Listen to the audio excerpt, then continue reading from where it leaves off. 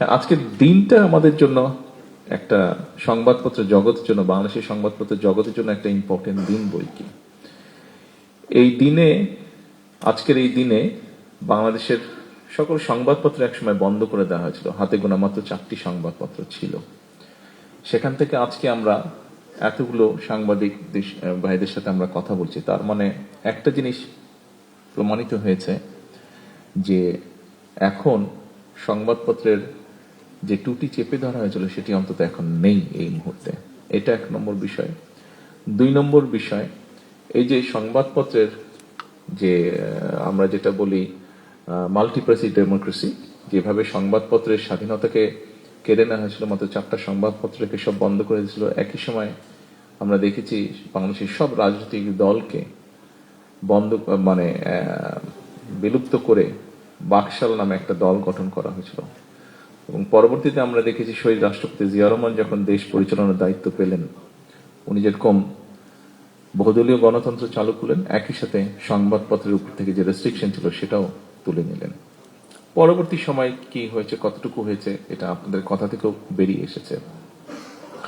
আমি আজকে আরো 2-1টি কথা আমার মনে হয় বলা উচিত, না বললেই নয়, যেটা আমি অলরেডি বলেছি, আবারও আমি তুলে ধরতে চাইছি।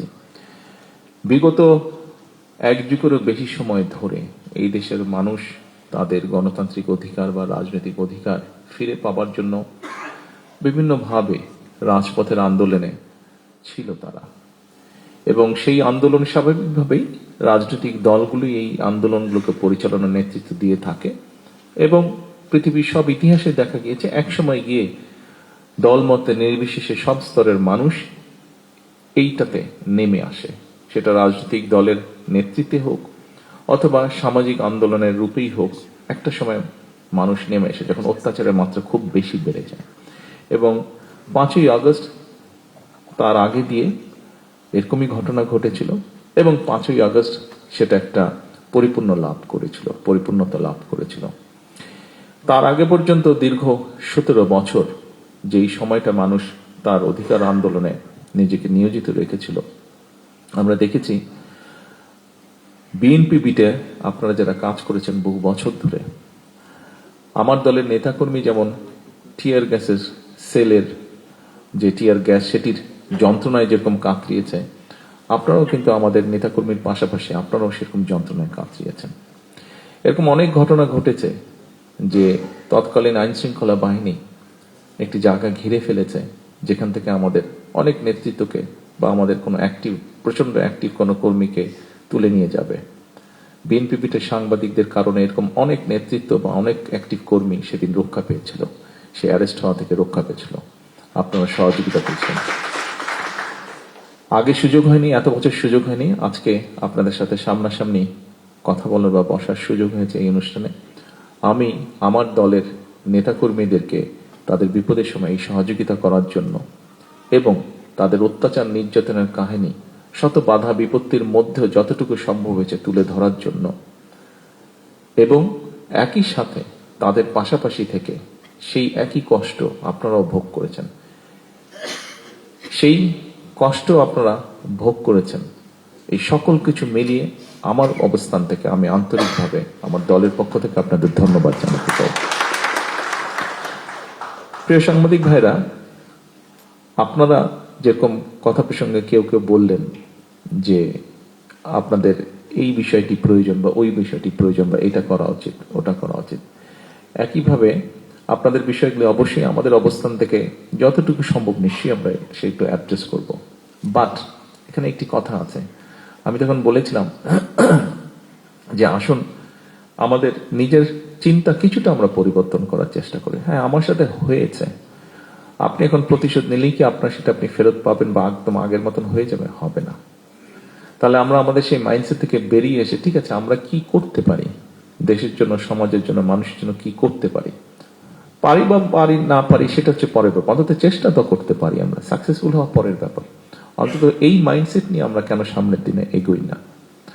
আমরা যখন খাচ্ছিলাম, আমি আপনাদেরই কয়েকজন সহকর্মীর সাথে আমার টেবিলে বসে আমি খাচ্ছিলাম এবং তখন আমি আমার কতগুলো কথা আমি তুলে ধরছিলাম। আমরা একটি ব্যাপারে সবাই কনসার্ন। আপনারাও আপনাদের পত্রিকায় প্রায় এরকম নিউজগুলো আসে, দেখি। যেমন ধরেন, আমাদের ইয়াং জেনারেশনের মধ্যে একটা প্রবলেম দেখা দিয়েছে, হয়তো বিশ্বব্যাপী কম বেশি আছে, আমাদের এখানেও খুব আছে, সেটা হচ্ছে ড্রাগের প্রবলেম। এখন আপনি কতজনকে ধরবেন, কতজনকে চিকিৎসা দেবেন, কতজনকে আপনি কাউন্সিল করবেন, সবকিছু তো একটা রিসোর্সের লিমিট আছে, ক্যাপাবিলিটি আছে, ক্যাপাসিটি আছে। তাহলে বিষয়টিকে আর অন্য কিভাবে অ্যাড্রেস করা যায়? বিষয়টিকে হয়তো অ্যাড্রেস করার আরো কিছু উপায় আছে। আমি যা যা তখন খাবার টেবিলে যে কয়েকজনের সাথে আলাপ করছিলাম, আমি এখন সামগ্রিকভাবে সবার সামনে তুলে ধরতে চাইছি। আমি আমার চিন্তাটা আপনাদের সামনে তুলে ধরছি। এই সুযোগ তো সবসময় পাবো না, সেজন্য আজকে তুলে ধরছি সংক্ষিপ্তভাবে। দেখুন, ব্যাপারটাকে আমাদের অবশ্যই অ্যাড্রেস করতে হবে যে এই সমস্যা থেকে কিভাবে আমাদের ভবিষ্যৎ প্রজন্মকে বের করে নিয়ে আসব। কিন্তু এই চিন্তার পাশাপাশি বা এই সমস্যা থেকে বের হওয়ার পাশাপাশি আরেকটাও বিষয় আছে যে আমার ভবিষ্যৎ প্রজন্মকে তো আমার সঠিকভাবে গড়ে তুলতে হবে তাদেরকে, যাতে তারা ভবিষ্যতে এই দেশটাকে গড়তে পারে, সামনে নিতে পারে, গড়ে তুলতে পারে। একটা ছেলে বা মেয়ে যেই হোক না কেন, 15 বছর বা 18 বছর বা 20 বছর বা 22 বছর বা 25 বছর, এই আমরা সবাই এই স্টেজটা পার হয়ে এসেছি।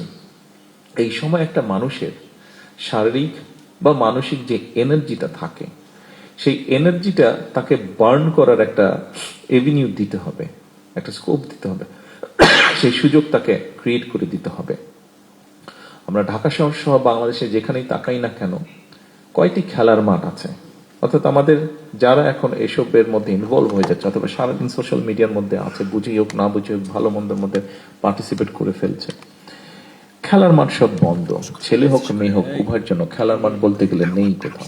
আচ্ছা, তারপরে আপনি যতই শিক্ষিত হন, আপনার মধ্যে যদি কালচার না থাকে, আপনি কি সিভিলাইজড দাবি করতে পারবেন না? নিজেকে অসম্পূর্ণ রয়ে যাচ্ছে। আপনার শিক্ষার যে বিকাশ, সেটা আপনি সম্পূর্ণভাবে ফুটে দিয়ে তুলতে পারবেন না যদি আপনার মধ্যে কালচার না থাকে।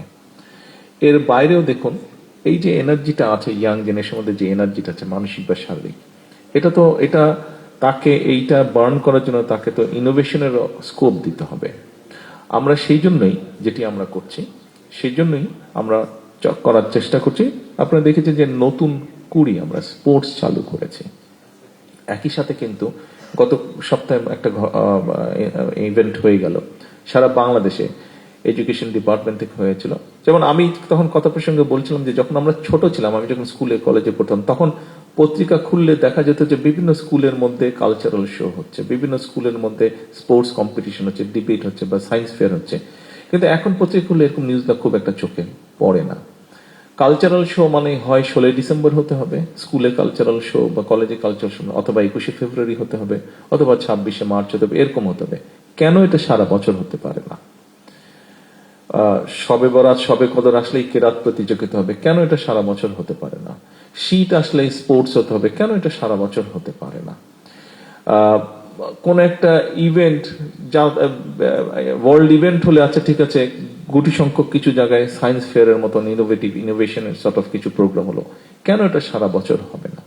আমরা এই জিনিসগুলাই শুরু করতে চাইছি। আমরা যদি আমাদের ভবিষ্যৎ প্রজন্মকে সুন্দরভাবে গড়ে তুলতে চাই, এর মধ্যে নিশ্চয়ই আপনারা দেখেছেন যে আমাদের যে ইলেকশন ম্যানিফেস্টো ছিল, সেখানে আমরা শিক্ষার ব্যাপারে বলেছি যে আমরা বিভিন্ন রকম কারিকুলাম বলুন, বিভিন্ন রকম তাদের ভোকেশনাল ট্রেনিং বলুন, বিভিন্ন ল্যাঙ্গুয়েজ বলুন, আমরা এগুলো ইন্ট্রোডিউস করতে চাচ্ছি। এর মধ্যে কয়েকটি মোটামুটি ভাবে আমরা শুরু করতে পেরেছি। যেমন স্পোর্টসের বিষয়টা আমরা এর মধ্যে শুরু করে ফেলছি। মাত্র 7-8 দিন আগে, এটা গত 1 মাস ধরে হয়েছে, এটার ইভেন্টটা, মেইন ইভেন্টটা হবে 20 তারিখে, আর্মি স্টেডিয়াম হবে। হ্যাঁ, আর্মি স্টেডিয়ামে হবে।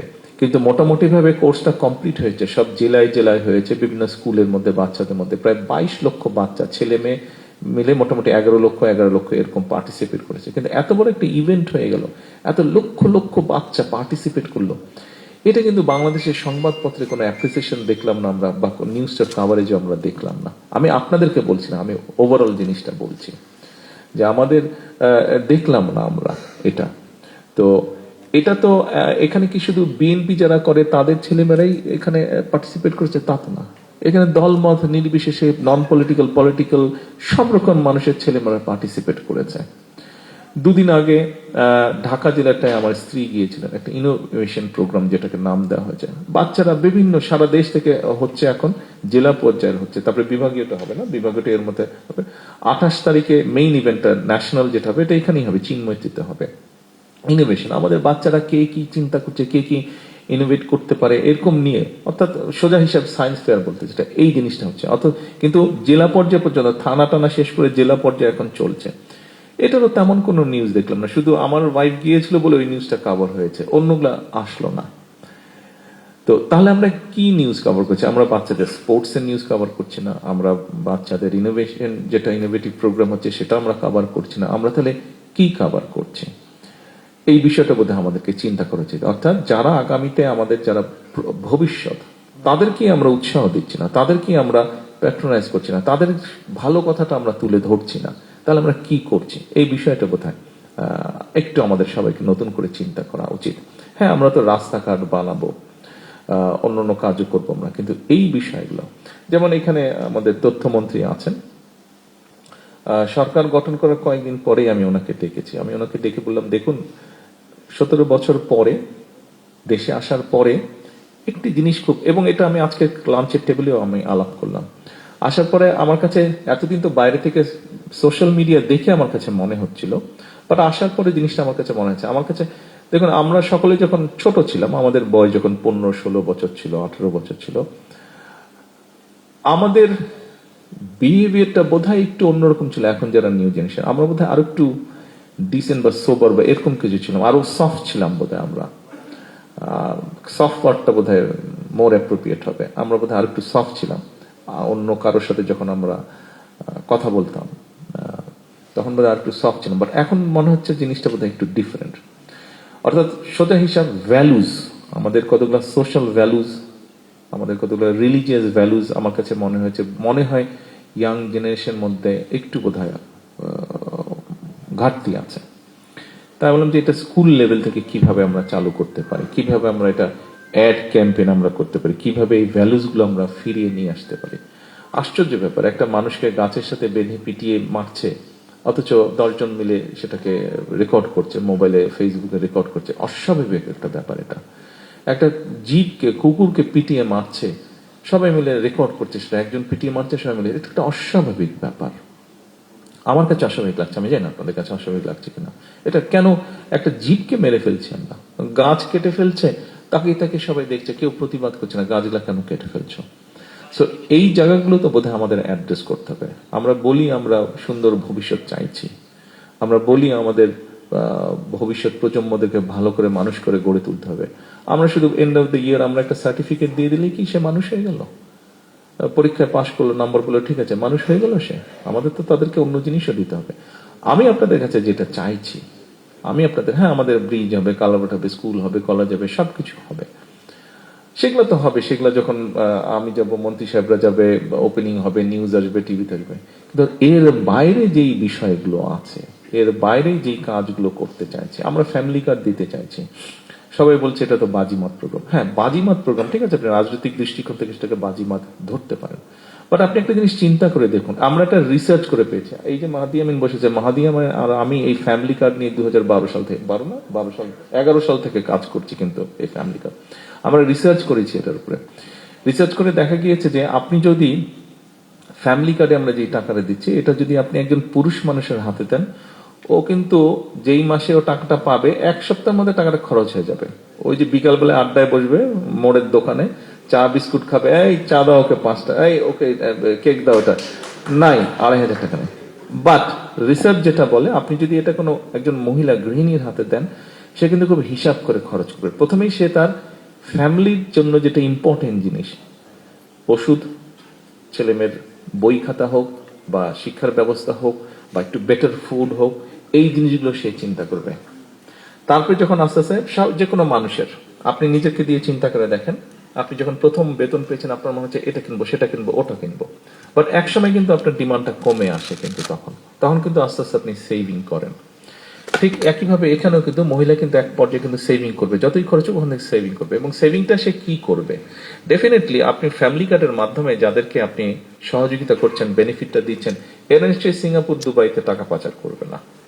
ও ও সেভিংটা করবে এবং সেভিংটা করার ফলে ও আস্তে আস্তে যখন